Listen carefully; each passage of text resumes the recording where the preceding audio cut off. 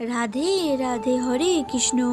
আজকে এই ভিডিওতে আমি আলোচনা করব অম্বুবাচী কেন পালন করা হয়, অম্বুবাচী এই 2025-এ কবে এবং কখন লাগছে এবং কখন ছাড়ছে, আর এই অম্বুবাচীর সময় কি কি করা উচিত নয় সেই সম্পর্ক নিয়ে আমি আজকে এই ভিডিওতে আলোচনা করব। তোমরা পুরো ভিডিওটা অবশ্যই শুনবে।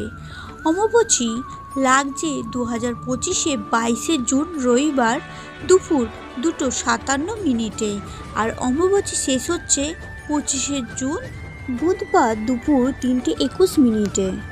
এবার আলোচনা করব অম্বুবাচী কেন পালন করা হয়। অম্বুবাচী একটি বিশেষ তান্ত্রিক ও আধ্যাত্মিক উৎসব যা আসাম রাজ্যের কামাখ্যা মন্দির কেন্দ্র করে পালিত হয়। এটি ভারতীয় উপমহাদেশে নারী শক্তির পুজো, শক্তি তত্ত্ব ও প্রাকৃতিক ঋতুচক্রের সঙ্গে গভীরভাবে সম্পর্কযুক্ত। এটি সাধারণত আষাঢ় মাসে কৃষ্ণপক্ষে সপ্তমী থেকে দশমী পর্যন্ত 4 দিন ধরে পালিত হয়।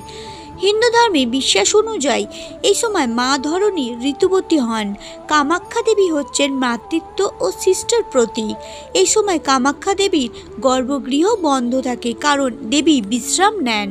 এই সময়টি শুধু একটি ব্রত নয়, এটি হলো মা ধরিত্রী বা পৃথিবী দেবীর ঋতুস্রাবকালীন বিশ্রামের সময়। দেবী কামাখ্যা এই সময় রজস্বলা, তাই ভক্তরা তাকে পূজা করেন না, তবে উপবাস রেখে সম্মান জানান। এটি তান্ত্রিকদের কাছে অত্যন্ত গুরুত্বপূর্ণ সময়, কেননা এই সময় শক্তি সাধনা তীব্রতর হয়। এবার আলোচনা করব এই সময় কি কি করা উচিত নয়।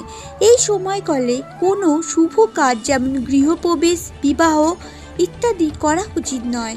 পূজা অর্চনা বন্ধ থাকে এবং দেবদেবীর মূর্তি ও পট থাকলে লাল কাপড়ে ঢেকে দেওয়া হয়। মাটি খনন করা, লাঙ্গল, বীজ বপন এবং ফসল রোপণের মতন কৃষিকাজ করাও এই সময় বন্ধ থাকে। এই 4 দিন ধরে কামাখ্যা মন্দির বন্ধ থাকে এবং চতুর্থ দিনে দেবীকে স্নান শেষে দেবীর দর্শন ও পুজো আবার শুরু হয়।